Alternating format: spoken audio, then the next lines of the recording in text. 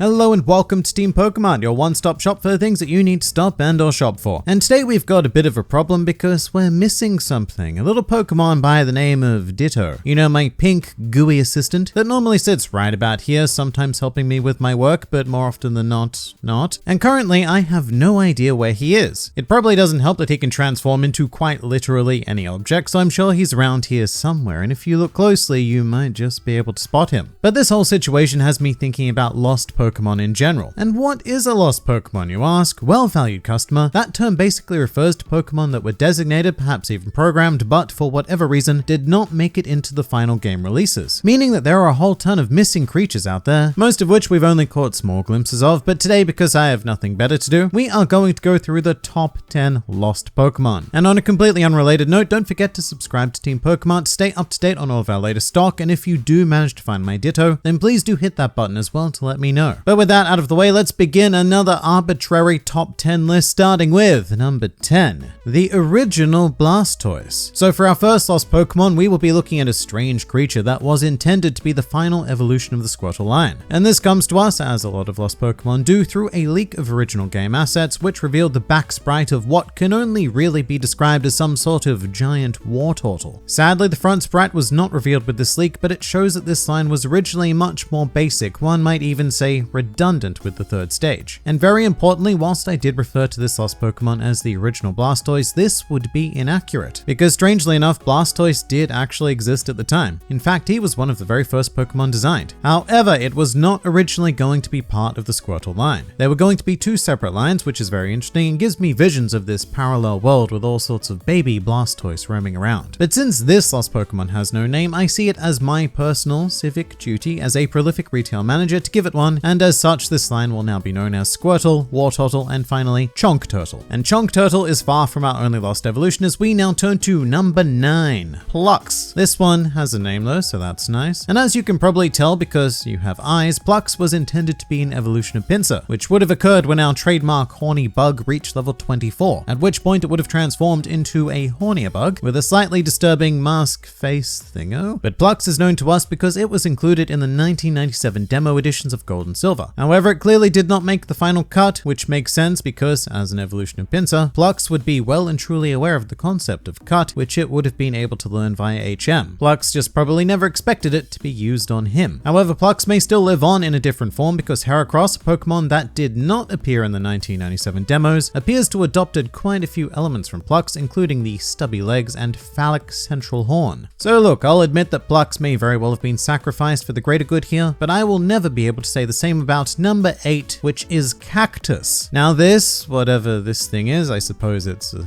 cactus, but it is well and truly a lost Pokemon. Cactus was not a dropped member of any established evolution line, but instead it was going to exist in its own right, until it ceased to exist, that is, which is a shame for Cactus, I suppose. It was originally developed for Generation 1, and the only reason why we seem to know about it is because its beta sprite can be seen in the manga entitled Satoshi Tajiri, the man who created Pokemon, which gave us this cursed image, which made it quite imminently apparent as to why Cactus may have been excluded from Generation 1, as well as all subsequent generations, primarily owing to its monstrously unappealing composition, featuring skeletal bird legs and balls, just balls for days. Prickly balls as well, which are the worst kind of balls. And while it's a bit of a stretch, you could maybe say that this Pokemon has a legacy with the Gen 3 Cacnea family, but that would be in concept alone. That concept being a cactus. Still, it's not the most uncreative thing Pokemon has ever come up with, but now let's head to number 7, Natu's middle evolution. So far we've explored ideas of cut or changed end evolutions, but sometimes Pokemon get cut, rather unceremoniously, right out of the middle. And this is another sneaky figure that was featured in the 1997 demo of Gold and Silver, before mysteriously vanishing upon release of the games. Luckily, an asset leak has shown us both the front and back sprite of this bird, who is probably more bird than either Natu or Xatu. Speaking of though, our middle bird does need a name, and I'm going to call it Satu, because S is the letter equal distance from N and X in the alphabet, making it the middle. But as for why Satu was cut, my initial thought was that there are, quite a few 3-bird evolutions in Pokemon, but at the same time, not by Generation 2. So who knows, maybe it just felt a bit redundant, because we know it's a bird, so why not just give me the big bird? Cut straight to the point, I like it. So whilst we may not necessarily miss the presence of Satu, others might be felt a bit more, such as number 6 being honoguma.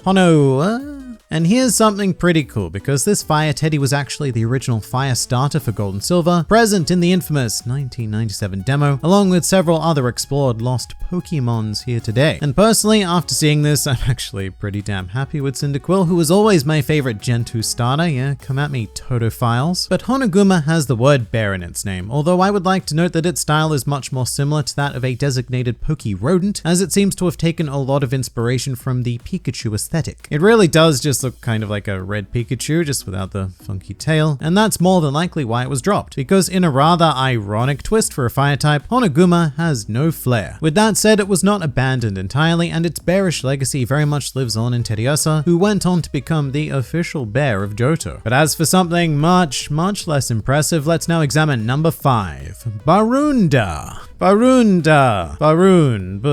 It's a balloon. That's literally everything about it. Actually, I suppose you could say that it's a balloon with a face, the bare minimum of a face. It actually looks strikingly similar to Ditto transforming into a balloon. And speaking of, that little goo pile hasn't turned up yet, has he? If he's not careful, we're going to stop talking about lost Pokemon and start talking about Ditto's lost paycheck, which I suppose would only actually be threatening if I paid him, so balloons! I will admit that Burunda is quite adorable and intended to be used in Generation 1. In fact, it even made it into the programming phase of Gen 1 because we have seen a leak of its back sprite, which is somehow even more underwhelming than its front, I guess, because it's just a balloon now. It doesn't even have a face. And yeah, honestly, it probably just wasn't worth putting in, especially in a world where Jigglypuff exists, which provides not only a balloon with a face, but also arms and legs, which is, wow, that's like 5,000% more interesting. Although funnily enough, Burunda's audio cry can still be found in the game files, although it is unused. Unused, of course, being the theme of the day as we move to number 4, which is Madam. So here we have a similar situation to Plucks, only applied to Farfetch'd. In Gold and Silver, this bird that I often forget actually exists was supposed to receive an evolution at level 24, at which point it would turn into Madam, regardless of gender, mind you, because apparently Madam had a 50-50 ratio. We also know that it was going to be a dual normal flying type in keeping with Farfetch'd, and I am disappointed that this never made it into the final games because, to be completely real, I have never cared one bit for Farfetch'd. However, the thought of smacking someone down with a Madam is incredibly appealing. Appealing enough for me to actually want to catch a Farfetch'd to get to that stage. However, I suppose this bird would eventually receive its redemption 22 years after Madam was created and subsequently cut in the form of Sirfetch'd, who carries a giant leek. No doubt in an effort to compensate for its tiny bird ween. Oh well, you do you, Sirfetch'd, and my condolences to you, Madam, for never getting to experience the wonder of official existence. Much like number 3, Omega. And here we have another of the original batch who did not make it into the final Gen 1 games. Although at least this one has a name being Omega, and it is quite obviously inspired by Mechagodzilla, who is the arch nemesis of the real, more fleshy Godzilla. One of many arch nemesis anyway. The kaiju world gets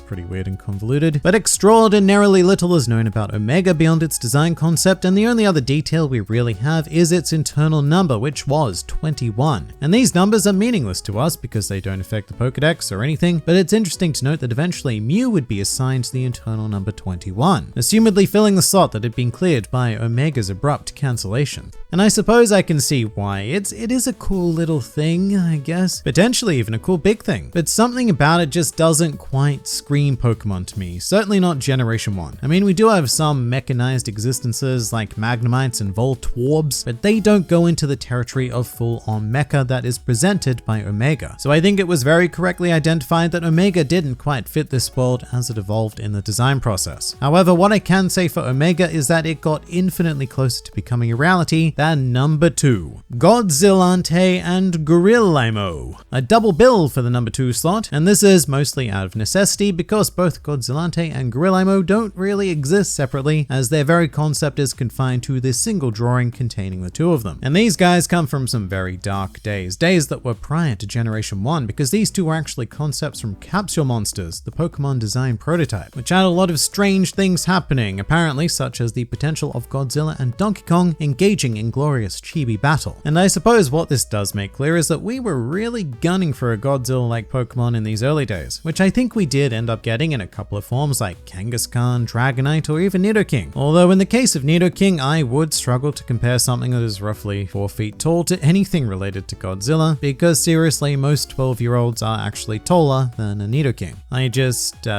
Anyway, Godzillante and Gorillamo, you were never a thing, and I'm sorry about that. But not quite as sorry as the biggest travesty within the lost Pokemon realm, which is number 1, Crocky. Just look at this little guy's cute yet terrifyingly insane face and tell me that you do not want to catch and battle it. I don't think you're mentally or physically capable of doing such a thing, valued customer, because Crocky is pure Poke perfection, who somehow ended up being cut during the development of Generation 1. And I can't see the creative reasoning behind this, so I am forced to assume that this was some sort of clerical error. But Crocky quite succinctly combines both of life's greatest concepts, being reptiles and mad scientists, into this one beautiful, insane package. I particularly enjoy his hairstyle, which is very evocative of the Doc from Back to the Future. So this is Doc Croc, and I am furious that he has to be given the label of lost Pokemon. But there you have it, a strange and questionable discussion on what could have been. And that's not even the half of it. There are so many more lost Pokemon, but I do need to stop now and find my own lost Ditto. Crafty piece of crap, I know you're in here somewhere. But in the meantime, please do make sure to stop by Team PokeMart and say hi, which you can do in the comments below. And if you're interested in some of our other merchandise, then please do click these tantalizing links over here, and don't forget to subscribe to the channel for regular updates on our new stock. But for now, this has been Team PokeMart, and we'll see you next time. You might not see Ditto, but he will certainly see you.